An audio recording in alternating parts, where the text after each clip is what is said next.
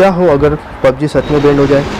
दोस्तों, काफ़ी वक्त से यह अनुमान लगाया जा रहा था कि जितने भी चाइनीज़ ऐप है उसे इंडिया से बैन कर दिया जाए, और हाल ही में इंडियन गवर्नमेंट ने अपनी कुछ लिस्ट भी जारी कर दी है और उसमें ज़्यादातर चाइनीज़ ऐप को इंडिया में बैन भी कर दिया गया है, जैसे टिकटॉक, यूसी ब्राउज़र और अब बारी है पबजी की। हम ये तो जानते हैं कि चाइनीज़ ऐप हमारे देश के लिए कितना खतरा है, देश की सिक्योरिटी के लिए कितना खतरा बन सकता है, मगर पबजी बैन हो जाए तो उससे हमारे इंडिया में कितना फ़र्क पड़ेगा। जो पबजी से लगाव रखते हैं उन्हें कितना फ़र्क होगा। और बात करें तो उस कंपनी की जो इंडिया में पबजी चलाती है उसे कितना नुकसान होगा, क्या आपने सोचा है? नहीं ना, तो चलिए देखते हैं।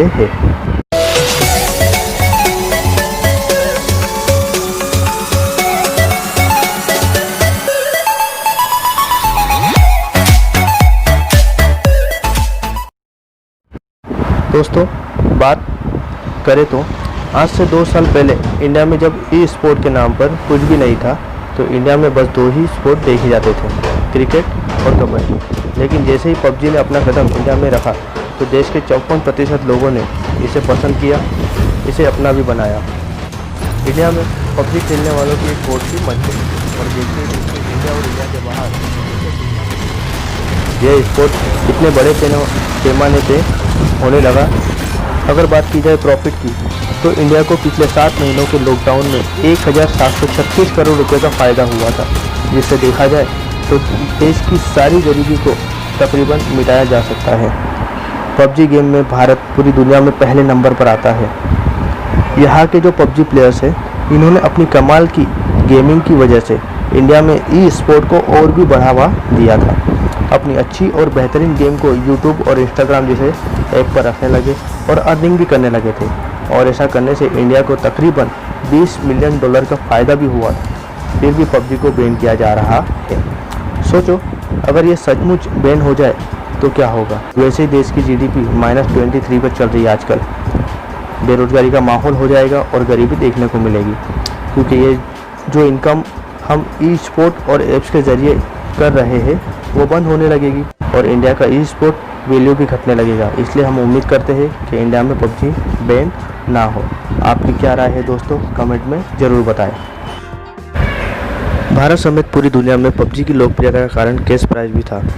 पबजी मोबाइल के लिए रोज़ टूर्नामेंट होता था, जिसमें एक साथ कई प्लेयर्स हिस्सा लेते थे और लाखों रुपए का मैच भी होता था।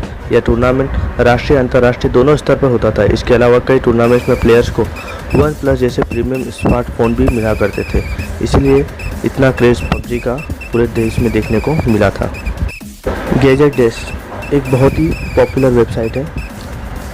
इनके मुताबिक क्वार्ट्ज ने अपनी रिपोर्ट में बताया था कि उन्होंने भारत में एक सर्वे किया था जिसमें 1047 भारतीयों को शामिल किया था, जिनमें से 61.9% ने पबजी खेलने की बात मानी थी।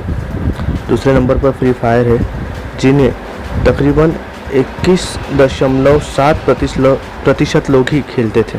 इस हिसाब से देखा जाए तो पबजी फ्री फायर के मुकाबले 3 गुना ज़्यादा खेला जाने वाला भारतीय गेम बन चुका था। दैनिक भास्कर के मुताबिक भारत में सबसे ज़्यादा पॉपुलर गेम पबजी है, जिन्हें रोज़ाना लोग 8 घंटे तक खेलते हैं। क्वार्ट्ज के सर्वे के मुताबिक 46.2% लोग पबजी इसलिए खेलते हैं क्योंकि ये बाकी गेम से अधिक बेहतर है। इस सर्वे के मुताबिक सबसे ज़्यादा लोग पबजी स्मार्टफोन पर खेलते हैं और उसके बाद कंप्यूटर की बारी आती है। तकरीबन 15.9% लोग हफ्ते में 2 घंटे से भी कम समय पबजी को देते हैं, जबकि 2.8% लोग ऑफिस में इसे खेलना पसंद करते हैं। दोस्तों, अब भारत में ई स्पोर्ट की जो बात की जाए तो ई स्पोर्ट भविष्य की सबसे बड़ी इंडस्ट्री भारत में होने वाली थी और इसमें पबजी का सबसे बड़ा योगदान भी था।